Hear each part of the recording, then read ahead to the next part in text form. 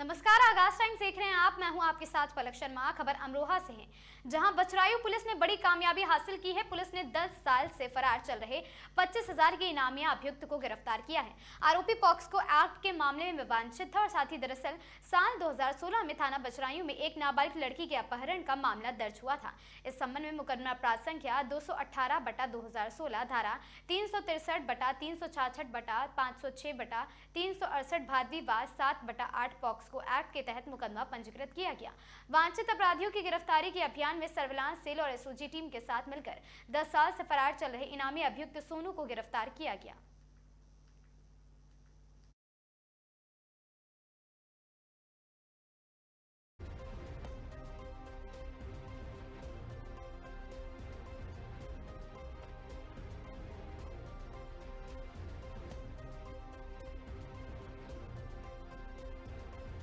आज दिनांक 26 जुलाई को अपराध और अपराधियों के विरुद्ध चलाए जा रहे अभियान के क्रम में थाना बचरायू पुलिस, एसओजी और सर्वेलेंस की संयुक्त टीम के द्वारा पिछले 10 वर्ष से फरार चल रहे अपराधी अभियुक्त सोनू पुत्र राम कुंवर निवासी ग्राम चौखट थाना बचरायू को सफलतापूर्वक गिरफ्तार कर लिया गया है। बता दें कि सोनू के विरुद्ध वर्ष 2016 में थाना बचरायू पर एक अभियोग पंजीकृत किया गया था और इसके लगातार फरार रहने के कारण माननीय न्यायालय द्वारा वर्ष 2017 में इसके विरुद्ध उद्घोषणा और कुर्की वारंट भी जारी किए।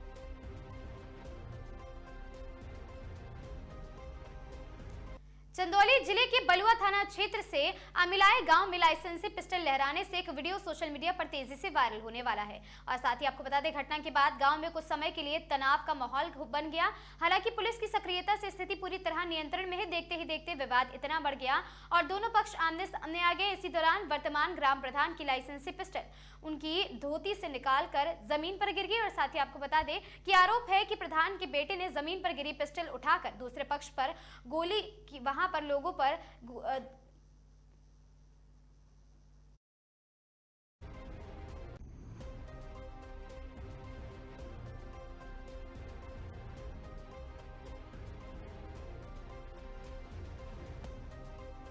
खबर कानपुर से है, जहां शिक्षकों और उनके परिजनों की स्वास्थ्य सुरक्षा को सुदृढ़ करने के लिए मुख्यमंत्री शिक्षक कैशलेस चिकित्सा योजना के तहत रविवार को छत्रपति शाहू जी महाराज विश्वविद्यालय के लेक्चर हॉल नंबर 1 में लाभार्थी शिक्षकों को कैशलेस चिकित्सा कार्ड वितरित किए गए हैं। जनपद के 1000 से अधिक शिक्षकों को इस योजना का लाभ मिलेगा। योजना के तहत पात्र शिक्षकों एवं उनके परिवारजनों को सूचीबद्ध निजी चिकित्सालयों में 5 लाख रुपए तक निःशुल्क कैशलेस चिकित्सा सुविधा मिलेगी। और साथ ही PPN college, BND college, Kanpur Vidya Mandir और साथ ही जोहारी देवी ब्रह्मवर्ता कॉलेज और साथ ही हरस रहाय कॉलेज और साथ ही डीएवी ट्रेनिंग कॉलेज के शिक्षकों को जनप्रतिनिधियों ने कैशलेस कार्ड प्रदान किए हैं।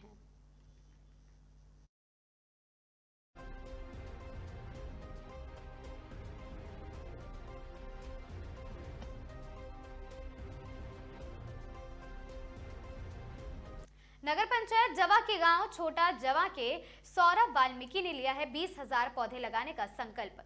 पीएम मोदी के एवं उत्तर प्रदेश के मुख्यमंत्री योगी आदित्यनाथ जी की पर्यावरण संरक्षण और अधिक से अधिक वृक्षारोपण की अपील से प्रेरित होकर बरौली विधानसभा क्षेत्र की नगर पंचायत जवा के गांव छोटा जवा निवासी सौरभ वाल्मीकि एवं उनकी टीम ने व्यापक वृक्षारोपण अभियान चलाया है। अभियान के तहत सरकारी विद्यालय, मंदिर परिसर तथा गांव के विभिन्न पार्कों में पौधारोपण किया गया। इस दौरान सौरभ वाल्मीकि ने 20,000 पौधे लगाने का संकल्प लिया और साथ ही युवाओं को पर्यावरण संरक्षण के प्रति जागरूक करते हुए अधिक से अधिक पौधे लगाए तथा उनकी नियमित देखभाल करने का भी आह्वान किया है। इस अवसर पर वार्ड नंबर 5 के सभासद पति छत्रपाल माहौर और साथ ही भाजपा सभासद देवेश राघव और साथ ही राजपाल वाल्मीकि आदि लोग उपस्थित रहे।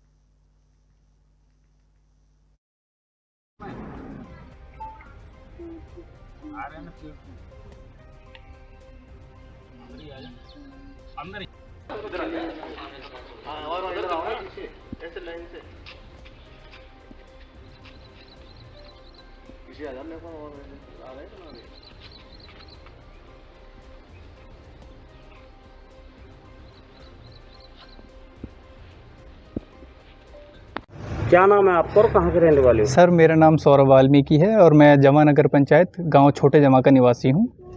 ये जो आप वृक्षारोपण कर रहे हैं और काफ़ी जगह पे आपने पहले भी किया है, तो इसका क्या उद्देश्य है? सर, इसका उद्देश्य यही है कि जो अभी वर्तमान में जो अभियान चल रहा है एक पेड़ माँ के नाम, जो प्रधानमंत्री जी द्वारा शुरू किया गया था। उसमें एक हमारा एक योगदान है, जिसमें हम नज़दीकी स्कूल, मंदिर और कॉलेजेस जो भी हैं उस पे हम ये पौधारोपण कर रहे हैं।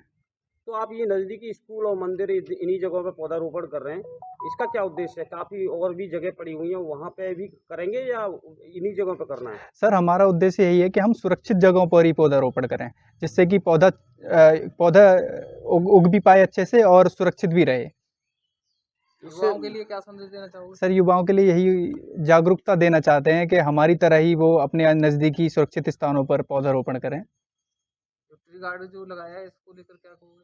सर, ट्री गार्ड यही है कि ये पौधे के लिए सुरक्षा देगा और गाय भैंस जो भी जानवर हैं उनसे भी इसको बचाएगा। इसके लिए भी अपील करेंगे आप? सर, मैं बिल्कुल ये अपील करना चाहता हूँ कि मैं नज़दीकी सड़कों पर देखता हूँ, हाईवे पर देखता हूँ, पौधे लगे रहते हैं, लेकिन उनके ट्री गार्ड जो हैं वो ज़मीन से भी उखड़े पड़े हैं और जर्जर हालत में हैं बहुत ज़्यादा। मैं सरकार से ये अपील करना चाहूँगा कि वो पेड़ तो लगाएँ, लेकिन उसके साथ ट्री गार्ड भी ज़रूर लगाएँ। कुछ जगह पेड़ भी लगा दिए जाते हैं, पानी की व्यवस्था नहीं है, तो सरकार से क्या कहोगे?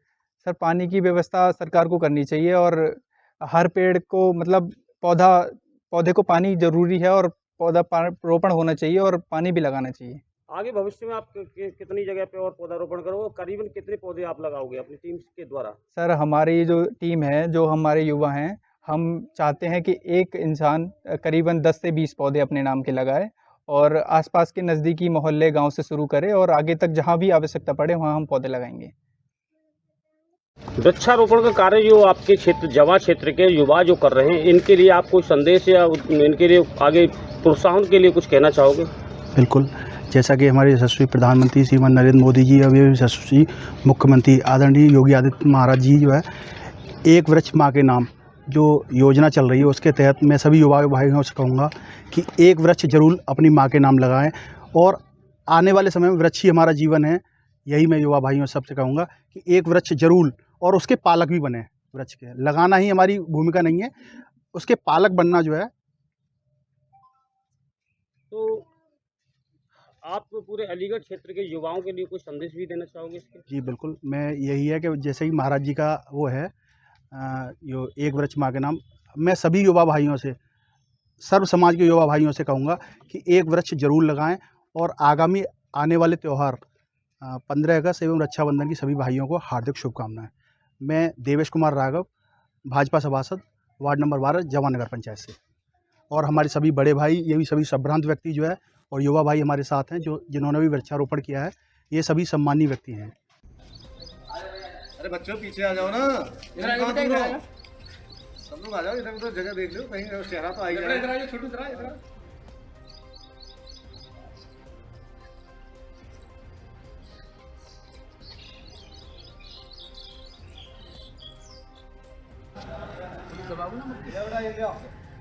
सही कर रहे हो, बढ़िया कर दिया। पानी लग जाएगा और मिट्टी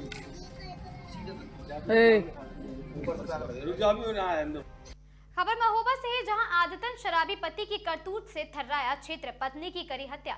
गर्भवती पत्नी को शराब के नशे में पति ने हाशिए से उतारा मौत के घाट। शराब का आदी होने के चलते अक्सर होता रहता था घरेलू विवाद। शराबी हनीफ मंसूरी ने पत्नी मनीषा की करी हत्या और साथी फरहान उम्र 5 साल और 3 साल की बिटिया का रो रो कर बुरा हाल है।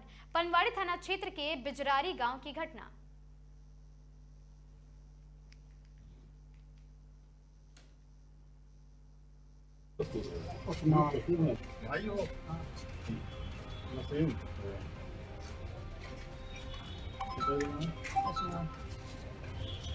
बुलाओ राजू, बुलाओ, तुम आओ।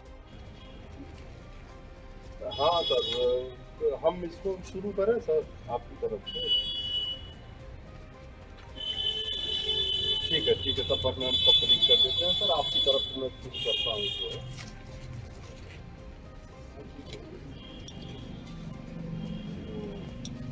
हाँ चलो बुलाओ।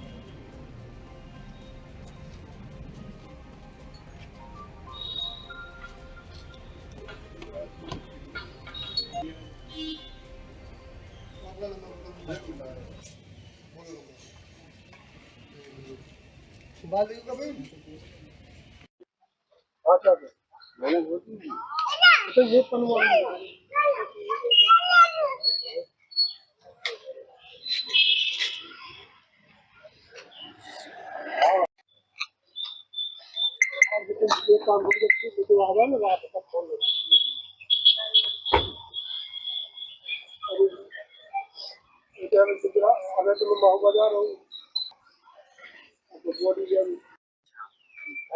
यही नहीं रह पाती बाहर है बहुत जान दूंगा हमें दोबारा हमने खबर ये रास्ते हो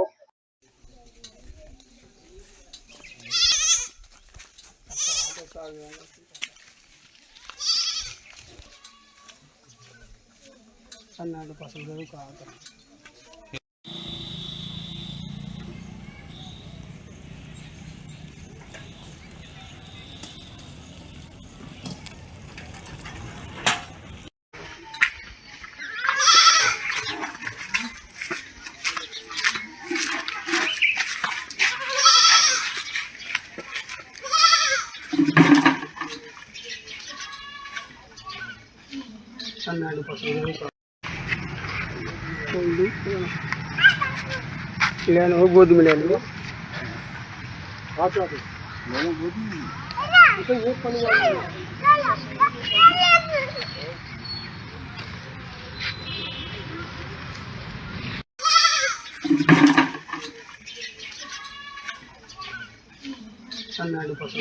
पहाड़ी क्षेत्र के बिजरारी गांव में एक व्यक्ति जिसका नाम हनीफ द्वारा यूपी 112 को सूचना दी गई कि उसकी पत्नी की मृत्यु हो गई है।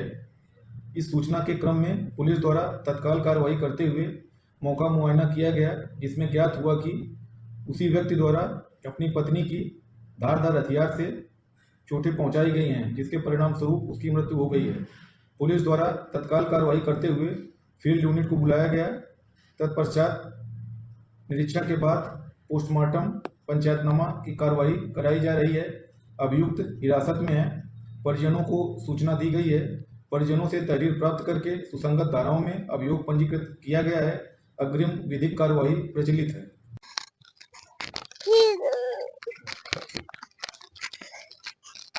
ये खाना खा लिया आपने और किसी चीज मंगवा दें नहीं खाना। अच्छा ये बताओ जब मम्मी को किसने मारा था किस चीज से मारा था बेटा?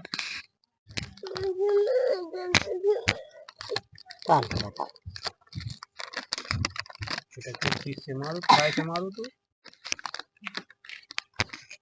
फैजान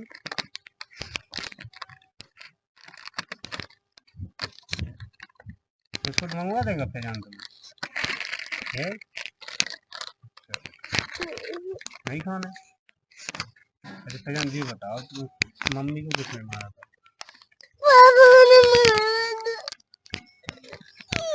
मारो तुम का कैसा भाव तुम्हें पता है कि ना मारो तुम मम्मी है। एटा पहुंचे सांसद देवेश शाह के विपक्ष पर जमकर बोला हमला और साथ ही बोले अभी तो प्रधान झुके हैं। हरमर्थी और साथ ही हठ धर्मी रहे तो प्रधानमंत्री भी झुकेंगे। जनेश्वर मिश्र हॉल में संविधान मान स्तंभ स्थापना दिवस में शामिल होने पर पहुंचे थे सांसद देवेश, जहां उन्होंने जमकर रहता है। लेकिन जैसा कि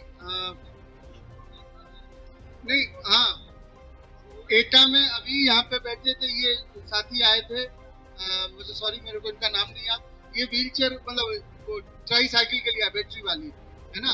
लेकिन हमारे राष्ट्रीय अध्यक्ष श्री अखिलेश सर ने भी ये बोला है कि जो एलएमको के ये जो प्रोडक्ट्स हैं ये डिवाइसेस इतने पुराने टेक्नोलॉजी पर निर्भर है। दे टॉक्ड अबाउट कि अब जब इतना स्मार्ट और इफिशिएंट टेक्नोलॉजी आ गई है तो भी हम एलएमको पे निर्भर है। फॉरेन से आप ये वाली व्हील चेयर आप देखेंगे इसका वेट 30 kg है। एलएमको का व्हील चेयर आप देखेंगे वो 50 kg है। मुझे अभी आपसे ही मिलने अगर दिल्ली जाना है और फिर उस आपके संसद भवन में या आपके जो आपको आवास आवंटित हुआ है वहाँ पे अगर मुझे जाना है पैदल इतना नहीं चल सकता, इसको मैं गाड़ी में रख के लेके जा सकता हूँ। एलएमको वाला सबका मन करता है कि भाई समस्या है विकलांगों की संबंध में।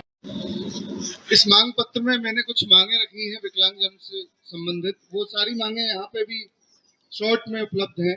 ये डिटेल में एक व्यू है और सांसद जी, आज एटा आना हुआ है आपका, संविधान स्तंभ स्थापना दिवस था, तमाम कार्यकर्ता आपके साथ मौजूद थे। क्या बैठक में लोगों से कहा और कार्यकर्ताओं से कहा? नहीं, ये बैठक नहीं था। समाजवादी पार्टी के राष्ट्रीय अध्यक्ष आदरणीय अखिलेश यादव जी के दिशा निर्देशन में संविधान मान स्तंभ की स्थापना दिवस मनाया गया है और इस दिन हम सभी लोग समाजवादी पार्टी के जो भी कार्यकर्ता हैं वो जगह जगह अपना कार्यक्रम करते हैं और बाबा साहब अम्बेडकर के बनाए हुए संविधान को बताते हैं लोगों के बीच में और हमारे अधिकार क्या है।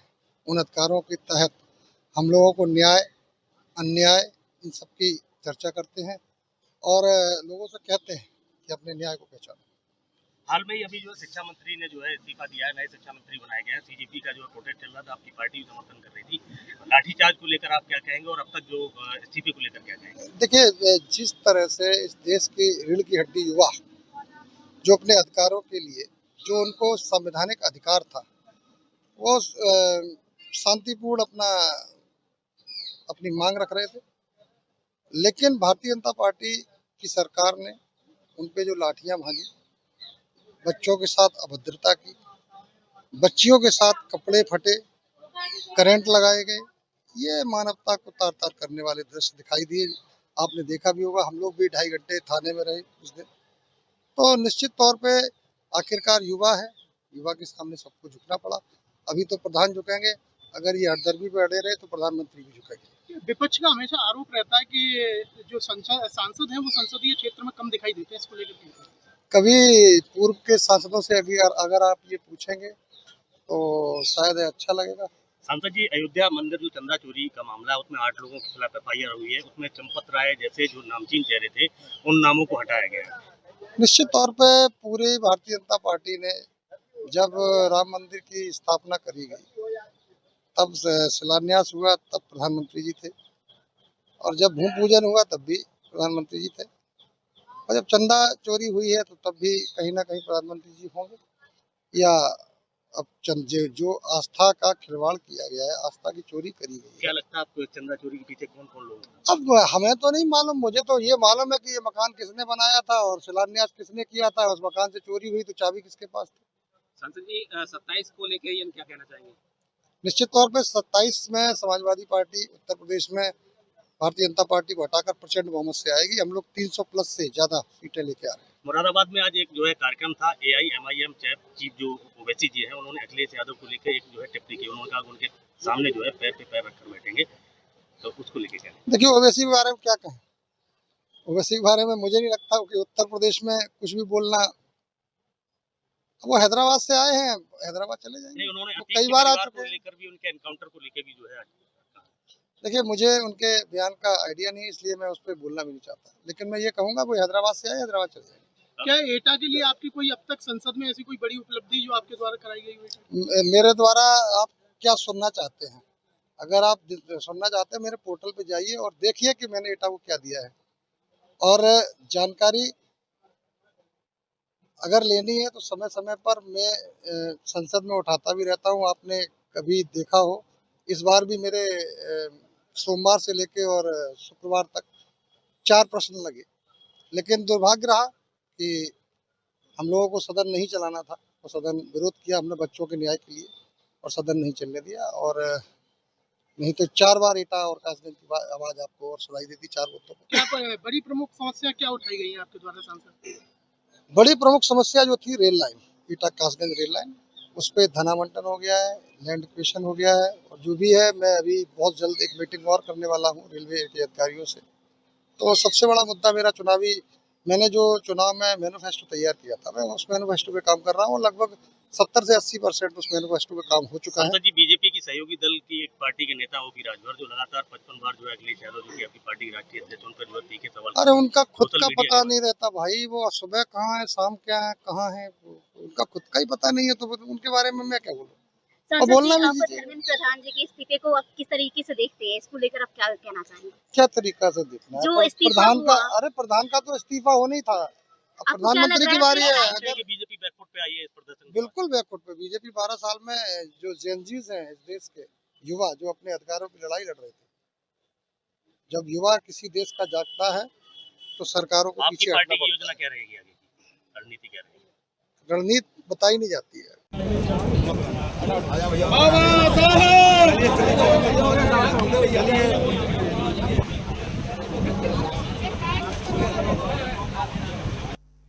में विद्यांचल पुलिस ने अंतर्राज्यीय मोबाइल चोर गैंग के 7 युवकों को गिरफ्तार किया है। गैंग का सरगना नाबालिग निकला है जो वहां पर अंधा और साथ ही भीख मांगकर बने यात्रियों के सामान गायब कर देता था। उनके कब्जे से करीब 3 लाख रुपए कीमत के 11 चोरी किए गए मोबाइल बरामद हुए।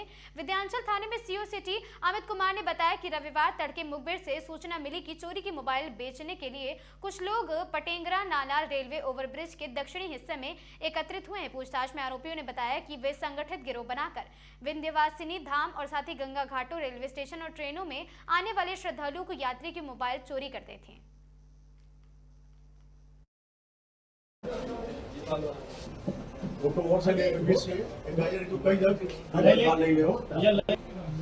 फोटो मारते लोग। अरे सब हो गया।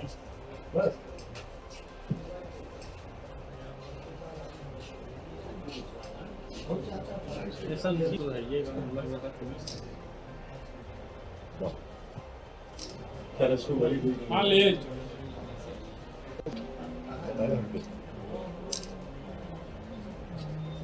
55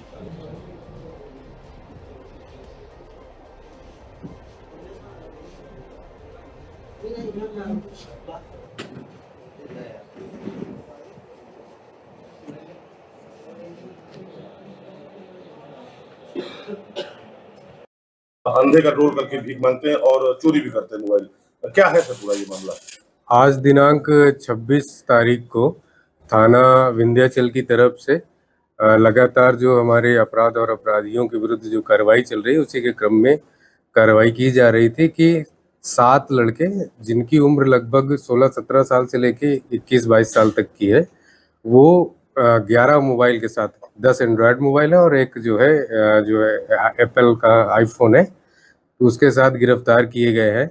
उसमें से कुछ नाबालिग बच्चे भी हैं। वो कई तरीके से काम करते हैं, बाजार में, रेलवे स्टेशन में, गंगा के विभिन्न घाटों पर, उनमें कई तरह के वो हरकतें करते हैं। कभी भिखारी की तौर पर, तो कभी जो है वो अंधे का, जैसा आप बता रहे हैं, इस तरीके से बन के, और वो आमजन को या दर्शनार्थियों को या बाहर से आए हुए लोगों को टारगेट करते हुए जो है उनका मोबाइल छीन लेते हैं, चुरा लेते हैं।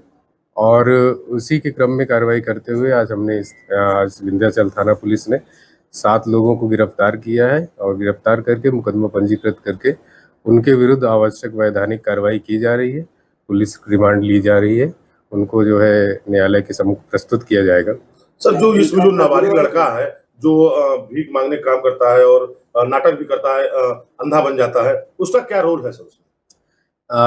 जैसा कि अब तक पूछताछ में आया कि सबसे प्रमुख रोल के तौर पर है वो जो है ग्राहक भी खोजता है और सबको काम बांटता है। हालांकि वो नाबालिग है, लेकिन मेन रोल पर वो है। अभी तक तो 7 लोग गिरफ्तार हुए हैं, तो उससे तो लगता है कि ये लोग मिल के काम करते हैं। कुछ लोग मोबाइल चोरी करते हैं, कुछ लोग उसे बेचने का काम करते हैं, कुछ लोग जो है जगह और स्थान चिन्हित करते हैं। सब कहाँ रहने वाले हैं?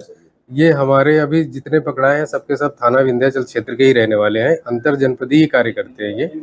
इन पूर्व के मुकदमों के संबंध में विवेचना।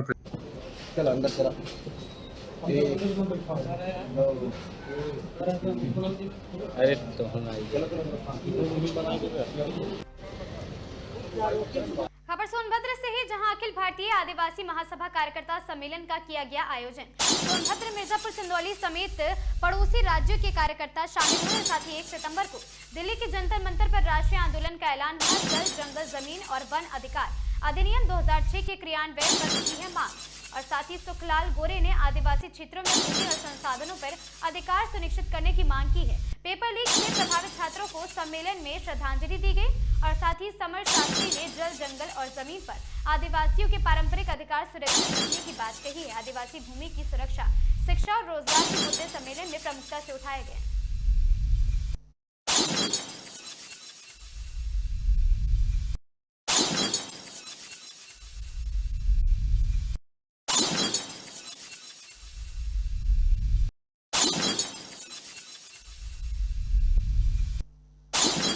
खबर श्रावस्ती से है, जहां स्कूल में हुई मामूली कहासुनी ने हिंसक रूप ले लिया। छात्रों की पिटाई का वीडियो सोशल मीडिया पर वायरल। छुट्टी के बाद कुछ छात्रों ने साथियों को बुलाकर एक छात्र पर हमला करने का आरोप लगाया है। बीच बचाव करने पहुंची छात्र की बहन भी मारपीट नहीं रोक सकी। घटना कैमरे में कैद है। मलीपुर स्थित लॉर्ड कृष्णा स्कूल के बाहर छात्रों के बीच मारपीट से मचा हड़कंप। कक्षा में शुरू हुआ विवाद स्कूल परिसर में बाहर पहुंचा, छात्रों को घेर कर पीटने का आरोप है। घटना का वीडियो सोशल मीडिया पर तेजी से वायरल हो रहा, लोगों में चर्चा है और साथ ही पुलिस का कहना है जांच के आधार पर आगे की विधिक कार्रवाई भी की जाएगी।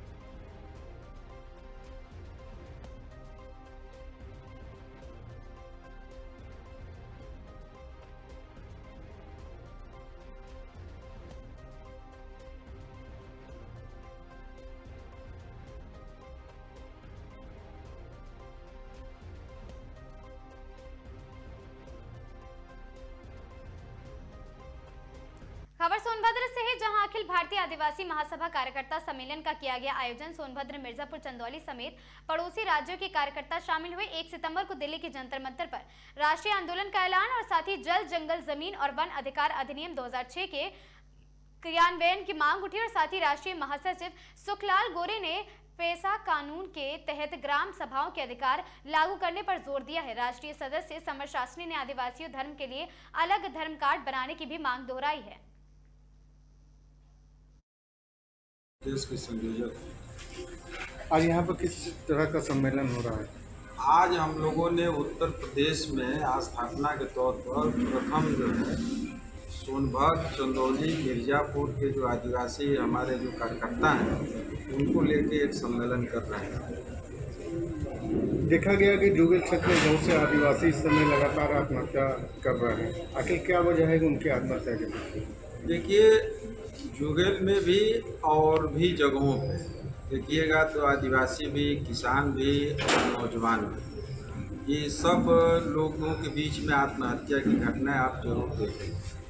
इसमें जो सरकार है और उनसे की जो बुनियादी उनकी जो जीविका का जो सवाल है, उस सवाल को सरकार नहीं हल कर पा रही है और इसके वजह से वो रोजगार के अभाव में, शिक्षा के अभाव में और भी पारिवारिक तमाम जो है तनाव की स्थितियों में वो आत्महत्या कर रहे हैं। तो इसके लिए जिम्मेदार सरकार है। सरकार को उनके जो है बुनियादी सवालों को अध्ययन करना चाहिए, जांच करना चाहिए और उसको जो है हल करना चाहिए। दुद्दी के बगाड़ू क्षेत्र में आदिवासियों का धन परिवर्तन करा के उनकी ज़मीन छीनी जा रही है।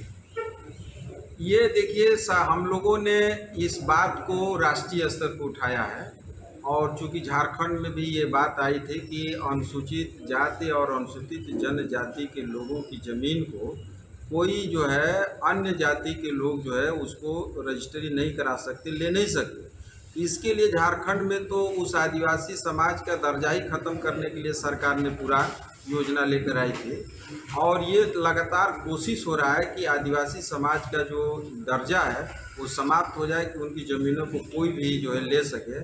इसीलिए हम लोगों ने राष्ट्रीय स्तर पर अभियान किया है कि जो अभी जाति जनगणना हो रहा है उस जनगणना में जो है आदिवासी समाज के लिए अलग से कॉलम बनाया जाए, वहाँ आदिवासी दर्ज किया जाए और उनका पूरा जो हक है उस पर मिले और कोई भी ऐसी जो है समाज के अन्य लोग जो है उनकी ज़मीन को न ले सके, इसके लिए पूरी जो है कानूनी गारंटी करे सरकार। इसके लिए हम लोग आंदोलन और कई मामलों में देखा गया कि आदिवासियों की जनसंख्या की गिनती को लेकर कम किया जा रहा है, इसका क्या करना है? ये जरूर सरकार इस काम को कर रही है, क्योंकि वो हमारी जो लोग कहते हैं कि गरीबी को कम करने के लिए गरीबों की ही संख्या कम दिखाइए, आदिवासियों को जो है इस इलाके में संख्या कम कर दीजिए कि उनकी जो सीटें हैं, उनकी जो आरक्षित है, जो बाकी जो अधिकार है उनके संख्या के बल पे जो हक मिलना चाहिए उस सब पे डाका मारा जा सके।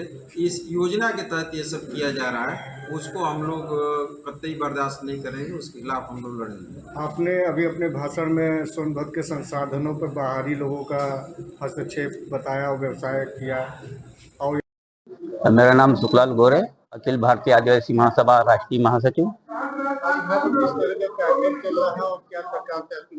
हमारा अखिल भारतीय आदिवासी महासभा एक राष्ट्रीय लेवल का संगठन है और रजिस्ट्रेशन संगठन है। रही बात पूरे भारत के अंदर जो आदिवासी समुदाय के ऊपर जो दमन और अत्याचार हो रहा है, पेशा कानून एक्ट का उल्लंघन हो रहा है, संविधान के 6ठी और 5वीं अनुसूची का उल्लंघन हो रहा है, जिसके तहत हम पूरे भारत में इसका संगठन का विस्तार हमारा मजबूती से लड़ रहा है।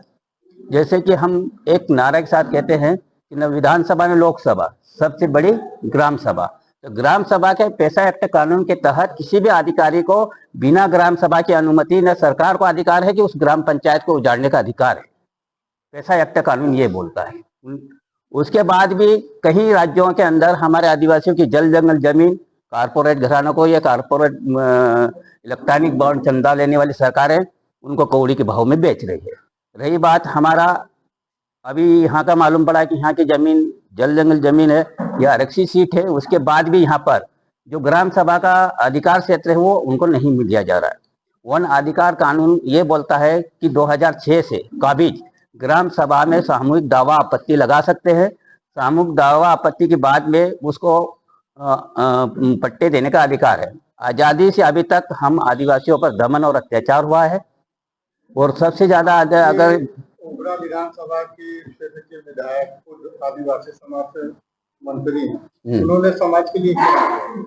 देखो, उसका पॉलिसी जो है वो सरकार की, उनकी जो नीति है सरकार की, उस आधार चलती है। उनको ग्राम सभा मालूम नहीं, वो तो एक विधायक बन के जाते हैं कि जो कानून का, अगर उससे पूछिए ये सवाल कि आपने क्या किया, क्योंकि उसी ने इस कानून का जो जिस आरक्षित सीट से गए, जिस कानून के आधार पर गए, उस कानून का है उसको पालन नहीं, वो तो सरकार की चमचागिरी कर रहे हैं। नगवा ब्लॉक में अडानी कंपनी लगी है, हाँ, जो जंगल के जमीन पर लगी है जी, इसको लेके बहुत सारे विरोध प्रदर्शन किए गए, लेकिन अभी तक सरकार पीछे नहीं। ये संवैधानिक अधिकार उनके है आदिवासियों की लड़ाई का। उसमें सबसे बड़ी बात यह है कि हमारे आदिवासियों को सबसे बड़ी जागरूकता यह नहीं है कि ग्राम सभा में उसका प्रस्ताव लाए। ग्राम सभा का पिटीशन ही उसको हाई कोर्ट और सुप्रीम कोर्ट भी चैलेंज नहीं मार सकती है, क्योंकि ग्राम सभा सर्वोपरि है। ये ग्राम सभा का जो सरकार में अभियान के तहत गांव के लोगों को जो जागरूक करना चाहिए वो सरकार की जिम्मेदारी है, और प्रशासनिक और प्रशासन तंत्र का है, जो दूसरे चीजों के लिए, फालतू चीजों के लिए प्रचार ज्यादा होता है, मगर मौलिक अधिकार जनता का रहता है उसका प्रचार नहीं। आपका परिचय? मेरा नाम संजय नामदेव है। मैं भारतीय कम्युनिस्ट पार्टी मध्य प्रदेश का एग्जीक्यूटिव मेंबर हूं, और चूँकि ये हमारे पड़ोसी ज़िले में कार्यक्रम आयोजित हो रहा था जिनको ग्रीट करने के लिए हम लोग मध्य प्रदेश से चल के आए हैं। क्या चर्चा हुई आपस में? देखिए, अभी तक तो जिस तरीके से आदिवासी महासभा के बैनर तले आदिवासियों को संगठित करने का, शिक्षित करने का और उनके हक अधिकार के लिए आगे की लड़ाई की रणनीति तय करने के लिए कार्यकर्ता सम्मेलन बुलाया गया है। अभी सम्मेलन हमारा चल रहा है। जैसे ही सम्मेलन अंतिम चरण में होगा, बहुत सारे ठोस निर्णय लिए जाएंगे और उनको इम्प्लीमेंट किया जाएगा। आदिवासी क्षेत्र के औद्योगिक क्षेत्र होने के कारण सोनभद्र क्यों पलायन होते हैं? देखिए, एक्चुअली सच बात कहें तो इसकी जिम्मेदारी किसकी है, और जो रेशियो हमारे, चाहे सिंगरौली का बात हो, चाहे सोनभद्र की बात हो, चाहे जहाँ भी है, तुम भी लूटो हम भी लूटे, लूटे के आज़ादी हुआ, तोहरा तन पे खाकी हुआ, हमारा तन पे खादी हुआ। ये खादी और खाकी का गठजोड़ पूरे देश के बेरोजगार नौजवानों के ऊपर कुठाराघात कर रहे हैं। धूल धुआं यहाँ के सिंगरौली के लोग और सोनभद्र के लोग खा रहे हैं, डस्ट यहाँ के लोग खा रहे हैं, ज़मीनें यहाँ इनकी लूटी जा रही हैं, खनिज संपदा यहाँ का है, लेकिन इनको। इन खबरों में आज के लिए बस इतना ही। ऐसी खबरों से लगातार जुड़े रहने के लिए बने रहें हमारे साथ और देखते रहें आगाज़ टाइम्स।